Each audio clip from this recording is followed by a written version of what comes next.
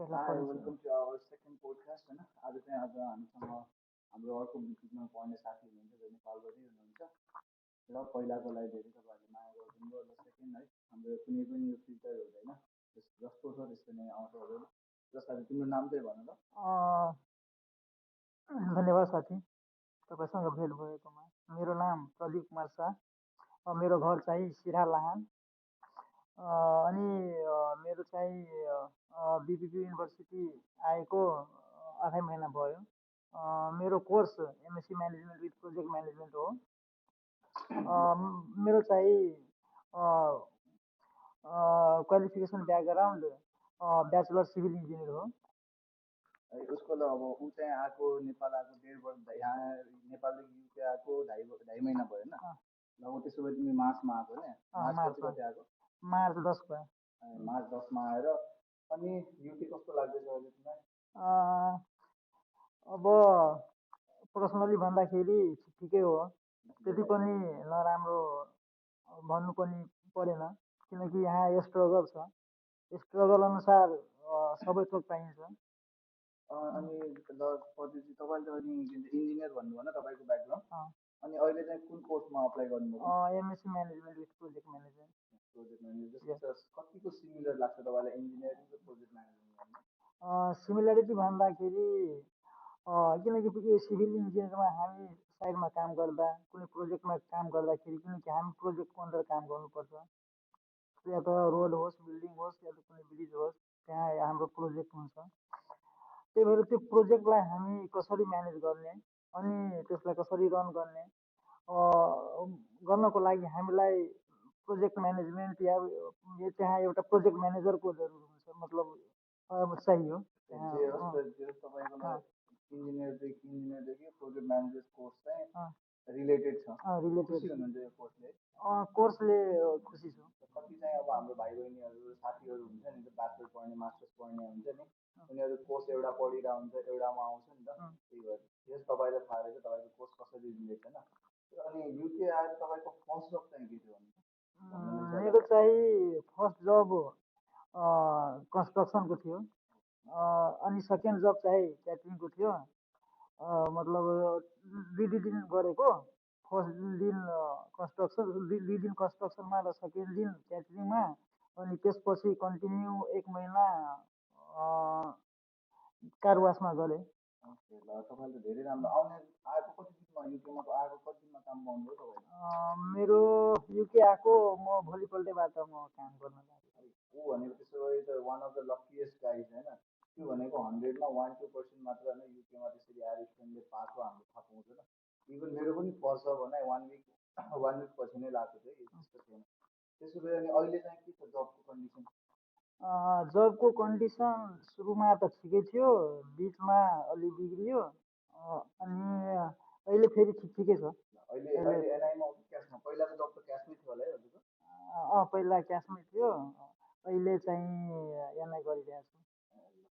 अब धेरै राम्रो कुरा सुन्न पाइयो, एउटा स्टुडेन्टमा आएकोले एनआईको जब पाएपछि हामीलाई जस सेक्योर हुन्छ। एनआईको तपाईँको कुन बेसिक एनआई पाइराख्नुपर्छ कि बेसिकभन्दा बढी पाउनु? होइन, बेसिकै।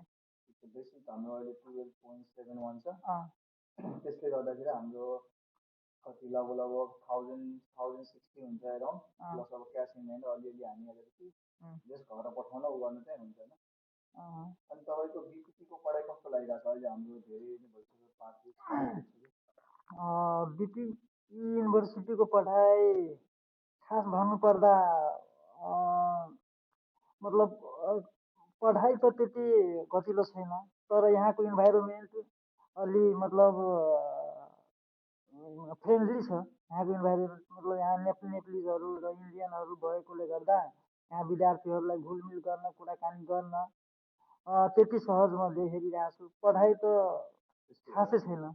अनि मेन कुरा अब आउने स्टुडेन्टहरूलाई अब सेप्टेम्बर इन्टेक छ नि अब हाम्रो होइन, ब्याचलरको मास्टर्सको छ नि, उनीहरूलाई के भन्नुहुन्छ? आउनु भन्नुहुन्छ कि नआउनु भन्नुहुन्छ? म त मास्टरको लागि आउनेहरूको लागि त आऊ भन्छु, तर ब्याचलर स्टुडेन्टहरूको लागि यदि फाइनेन्सियल प्रब्लम छैन भने आउँदा हुन्छ। यदि फाइनेन्सियल प्रब्लम छ यदि लोनमा आउनुहुन्छ भने ब्याचलर गर्नको लागि नआउनु म सजेस्ट गर्छु। किनकि म यहाँ धेरै विद्यार्थीहरूलाई ब्याचलरमा आएको विद्यार्थीहरूलाई हेरिरहेको छु, धाउधाउ परिरहेको छ यहाँ ट्युसन फी जम्मा गर्न र यिनीहरूको त्यति म्याचुरिटी पनि भएको हुँदैन। त्यसले गर्दा ठिक छ। अनि हसल चाहिँ कतिको गर्नुपर्दो रहेछ कस्तो लाग्छ? युकेमा जब खोज्न गाह्रो, रेफरेन्स मात्र भन्छ, डोर टु डोर। म त डोर टु डोर एउटा पनि गरेको होइन। म त रिफ्रेन्समै साथीले मतलब साथीकै सहयोगमा म काम गरेको छु। त्यसो भए अब हाम्रो युके आएर साथीहरू धेरैको साथीहरू युके छन् अहिले होइन, साथीहरू रिलेटिभ, त्यो साथी र रिलेटिभमा हामीले कतिको विश्वास गर्न सक्छौँ जस्तो लाग्छ तपाईँको एक्सपिरियन्समा? साथीमा पनि हामी 100% विश्वास गर्न सकिँदैन, किनकि यहाँ सब बिजी हुन्छ। तपाईँलाई टाइम दिन सक्नुहुन्न, तपाईँ जरुरी परेको बेला कल पनि उठाउनुहुन्न। त्यो साथीको डिपेन्डमा हामी यहाँ बस्न सकिँदैन। ल आजको लागि धेरै धेरै धन्यवाद। हाम्रो आइदिनु भयो उहाँहरूको विचार। ल एउटा कुरा अझै जहाँ जाँदा अहिले हाम्रो नेपालमा प्रधानमन्त्री बालेन शाह हुनुहुन्छ होइन, तपाईँलाई कस्तो लागिरहेको छ उहाँले गरेको काममा?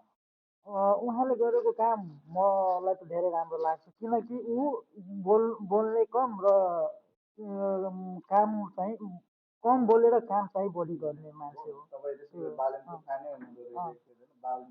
एउटा सानो कुरा सोध्छु, त्यसलाई नेगेटिभ चाहिँ नलिनु होला। जस्तो अब बालेनले भयो, अब रवि बालेन हाम्रो एउटै पार्टीको होइन, जसलाई अब नेपालको एउटा कृष्ण भन्ने उठ्नुभयो थियो, उहाँ पनि होइन एउटै पार्टी होइन। उहाँहरूले भन्नुभएको तपाईँलाई थाहा होला, राजपालले जितेपछि सुकुमवासीलाई डोजर चलाउन दिन्न, म छाती थाप्छु भनेर भन्नुहुन्थ्यो नि है, त्यो चाहिँ जस्ट अलिकति अपोजिट भयो जस्तो लाग्दैन तपाईँलाई?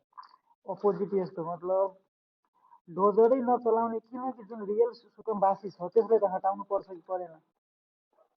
त्यसलाई हटाएर हामी सुरक्षित स्थानमा बसाउने राम्रो कुरा भयो नि। यहाँ सधैँ बागमती साइडमा बाढी पहिरो आउँदा सबै सुकुमवासीहरूले मतलब दुखित हुन्थ्यो। ठिक छ नि, सुकुमवासी त तपाईँको नेपालभरि छन् नि, हटाउनको लागि हाम्रो यो काठमाडौँलाई मात्र किन? जस्तो हाम्रो ढङ्गडी छ, नेपालगञ्ज छ, कोलपुरको त अलिक अघि अस्ति भर्खर हटाउनु भयो, त्यो पनि शून्य कोलपुरतिरको पनि होइन, म पनि कोलपुरको भयो। तपाईँ अरू ठाउँको किन हटाइ? जस्तो हाम्रो केपी खनाल त्यही पार्टीको मान्छे, उहाँको घर किन भएको छैन अहिलेसम्म? त्यो पनि किनकि यसले सुरुवात कुनै पहिला एक ठाउँबाट हुन्छ, एकैचोटि पुरै मतलब नेपालभरि हुन सक्दैन। सुरुवात नेपालभरि होइन, एक ठाउँबाट स्टार्ट गरिसक्यो त्यो पनि कतै रोकिनु भएन नि त। जस्तो लाग्यो मानौ काठमाडौँ भयो होइन, काठमाडौँदेखि अब यता आउँदा आउँदा ठ्याक्कै तपाईँको मनकामना साइडतिर, चितवन साइडतिर हुँदै हुँदै नारायणघाट, बुटवल उनीहरू यसरी आउँदै जानुपर्ने हो नि त। त्यहाँ भयो बिचमा एक कोलपुरतिर भयो, अरू कता कता चितवनतिर कता कता भयो, त्यसरी स्टप छ नि त, अहिले बन्द त नहुनु पर्ने होइन। कुनै पनि काम स्टार्ट भएपछि बिचमा अलि अवरोध आउँछ नि, अवरोध आएपछि त्यसको सोल्युसन गरेर फेरि हुने। जस्तो कि हामीतिर पनि यसले हटाइरहेको छ आन्दोलित सभ्य जनताहरू, त्यहाँको सुकुमवासीहरू। तर त्यही हो, भोट माग्न आउँदाखेरि त अब हाम्रो यो रवि दाईहरूले यिनीहरूले त म डोजर चल्यो भने म अगाडि आउँछु, सुकुमवासीकै भोट सबभन्दा बढी आएको थियो हाम्रो, हो किन भन्नु त घन्टीलाई। तर त्यो अहिले अलिकति त हो, ठिकै छ हुकुमवासीहरूलाई हटाउने भनेर रियल सुकुमवासीको, तर बागमतीलाई हटाएको अब हामीले कति धेरै भिडियोहरू न्युजहरू देख्दाखेरि उनीहरूलाई एउटा सानो ठाउँमा लगेर राखिदिइरहेको छ, अलिकतिलाई मात्र होटलमा लगेर राखिरहेको छ। अब त्यो कतिको सत्य कति न्युज हो त्यो पछि नै थाहा होला। अहिले हामी अब स्टुडेन्ट पढ्न आएको, स्ट्रगल गरौँ। ठिक छ है, धन्यवाद तपाईँ हाम्रो आइदिनु। तपाईँलाई पनि धन्यवाद।